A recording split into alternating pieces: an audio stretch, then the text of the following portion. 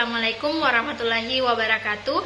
Perkenalkan, nama saya Widya Stuti Damansyah dengan NIM K02123104.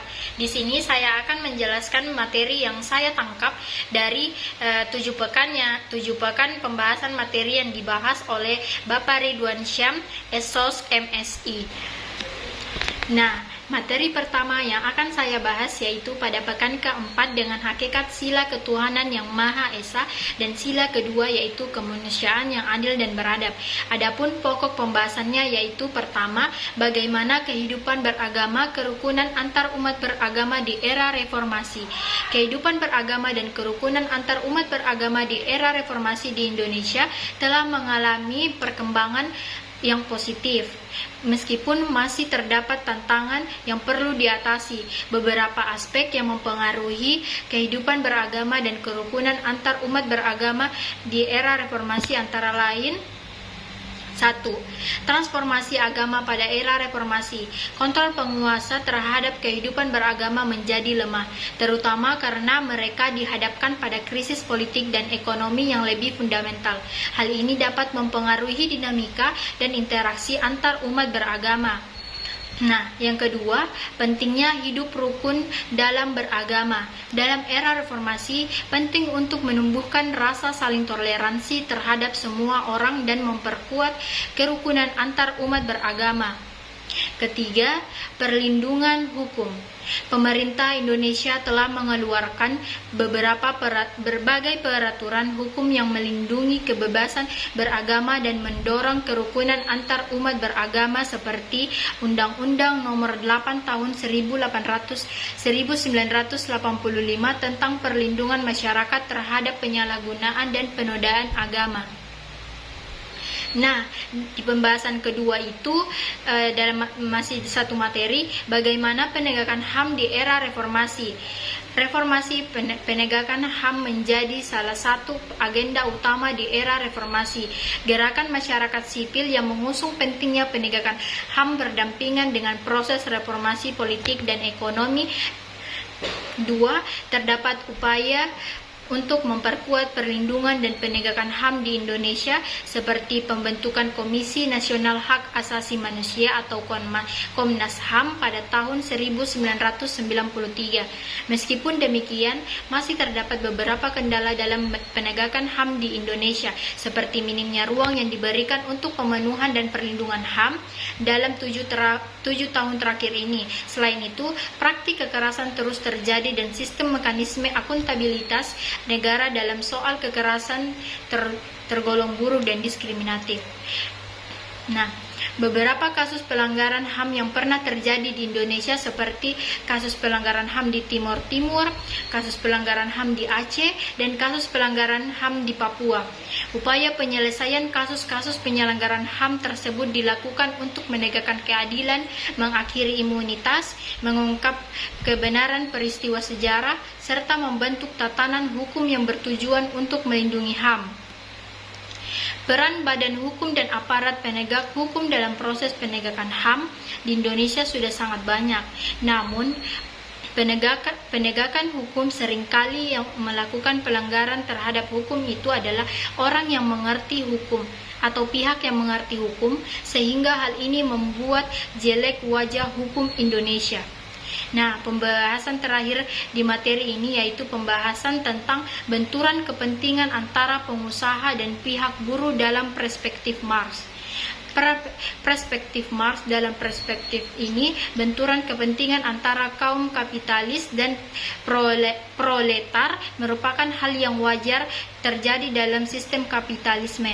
Dalam konteks Indonesia, solusi untuk mengurangi konflik antara pengusaha dan buruh dapat dicapai dengan mengambil kebijakan yang lebih adil bagi kedua belah pihak. Dalam kesimpulannya, benturan kepentingan antara pengusaha dan buruh merupakan fenomena yang terjadi dalam kapitalisme dalam konteks Indonesia. Solusi untuk mengurangi konflik tersebut dapat dicapai dengan mengambil kebijakan yang lebih adil bagi kedua belah pihak, serta menerapkan prinsip tanggung jawab sosial perusahaan. Nah, di materi kedua, yaitu pada pekan kelima dengan hakikat sila ketiga Persatuan Indonesia dan sila keempat kerakyatan yang dipimpin oleh hikmat kebijaksanaan dalam permusyawaratan perwakilan. Pokok pembahasannya itu ada 3. Yang pertama itu bagaimana perwujudan kesatuan wilayah di era reformasi.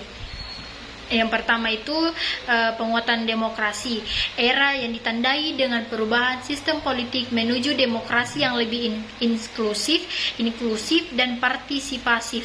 Melalui pemilihan umum yang bebas dan adil, rakyat mempunyai kesempatan untuk memilih pemimpin dan wakilnya secara langsung. Pemilihan umum yang demokratis merupakan sarana untuk menjaga kesatuan dan keutuhan NKRI dengan memberikan kesempatan kepada seluruh rakyat Indonesia untuk berpartisipasi dalam proses politik.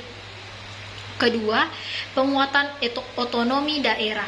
Pemerintah memberikan otonomi yang lebih luas kepada daerah dalam mengelola urusan pemerintahan dan pembangunan di tingkat lokal.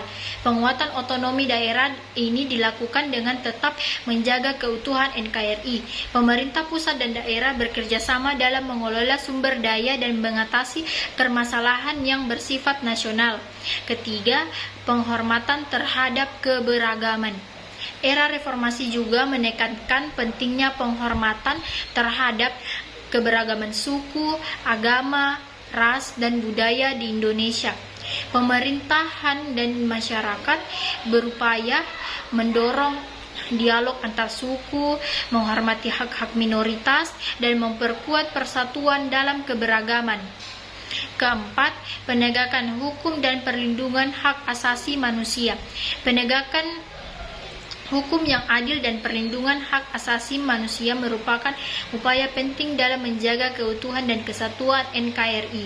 Di era reformasi, upaya penegakan hukum yang transparan dan akuntabel serta perlindungan hak asasi manusia yang komprehensif menjadi prioritas.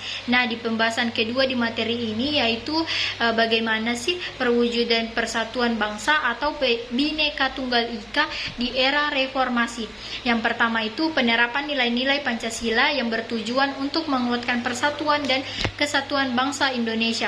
Kedua itu, era reformasi juga menekankan pentingnya penegakan hukum sebagai syarat mutlak bagi negara demokrasi seperti negara Indonesia. Penegakan hukum yang adil dan merata diharapkan dapat menjaga keadilan dan persatuan bangsa. Ketiga, pembangunan berdasarkan hak asasi manusia. Hal ini bertujuan untuk memastikan bahwa setiap individu dan kelompok masyarakat memiliki hak yang sama dan dihormati sehingga tercipta persatuan dalam keberagaman.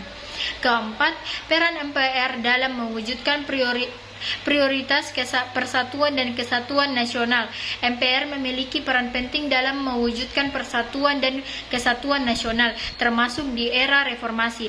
Melalui sosialisasi 4 pilar kebangsaan, MPR berupaya memperkuat rasa cinta tanah air dan kerukunan antar umat beragama. Pembahasan terakhir di materi ini yaitu bagaimana pelaksanaan demokrasi Pancasila di Indonesia.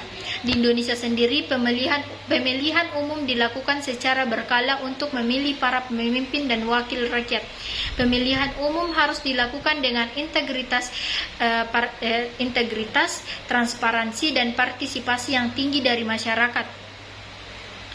Masyarakat diharapkan terlibat dalam proses pembuatan kebijakan baik melalui partisipasi untuk pemilihan umum, konsultasi publik, atau penyampaian aspirasi dan saran kepada pemerintah. Pemerintah harus mendengarkan keluhan, memperhatikan kepentingan masyarakat, dan memberikan tanggapan yang tepat terhadap masalah yang sedang dihadapi oleh masyarakat.